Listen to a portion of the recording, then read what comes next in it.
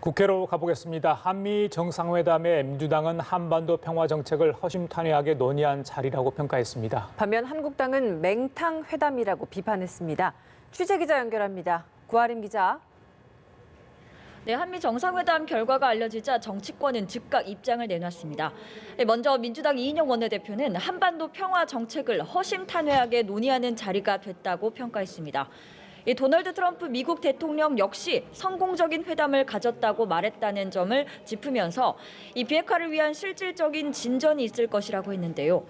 또 이번 회담이 지소미아 종료에 따른 한미동맹 균열에 대한 우려를 불식시키는 계기가 되기를 기대한다고 덧붙였습니다.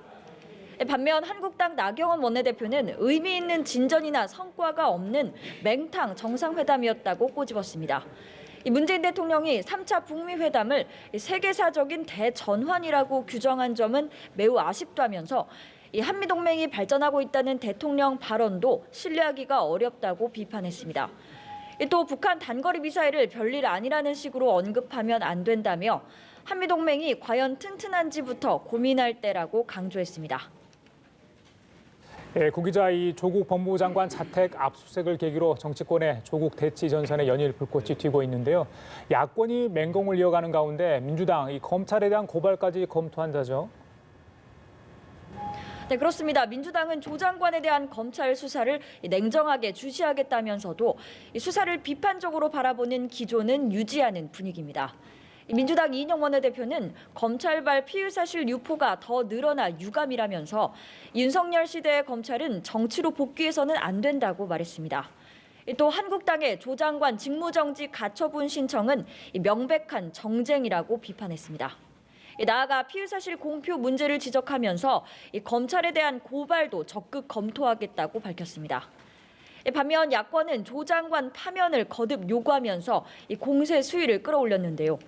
한국당 나경원 원내대표는 조 장관 압수수색은 문재인 정권이 남긴 헌정사의 큰 오점이라고 지적했고, 바른미래당 오신환 원내대표는 조 장관의 가슴에 일말의 양심이 남아있다면 자진 사퇴하기 바란다고 말했습니다. 또 이런 가운데 교육위원회와 보건복지위원회를 비롯해 오늘 열리는 상임위원회 회의에서는 국정감사에 조 장관 관련 증인 채택 여부를 놓고 여야 충돌이 빚어질 전망입니다. 네, 이번에는 바른미래당 내부 갈등 상황 좀 살펴보겠습니다. 비당권파가 손학규 대표 퇴진을 공식적으로 요구했다고요? 네, 그렇습니다. 바른미래당 오신환 원내대표를 비롯한 이 비당권파 의원 15명은 기자회견을 통해 하태경 최고위원에 대한 당 윤리위의 징계를 철회하라고 촉구했습니다. 특히 손학규 대표가 부당한 징계를 통해 당을 혼란 상황으로 몰아가고 있다면서 손 대표 퇴진을 거듭 요구했는데요. 이들은 손 대표를 향해서 나이가 들면 정신이 퇴락한다고 말했던 하태경 최고위원의 발언은 민주주의 정신을 저버린 구태 정치인을 지적한 것이었다고 말했습니다.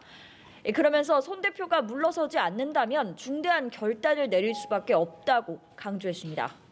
안철수계로 알려진 이태규 의원은 이 중대한 결단이 무엇인지에 대해서는 밝히지 않았는데요. 이 비당권파의 비상지도부 구성안도 거론되고 있는 만큼 당 상황에 관심이 모아집니다. 지금까지 국회에서 전해드렸습니다.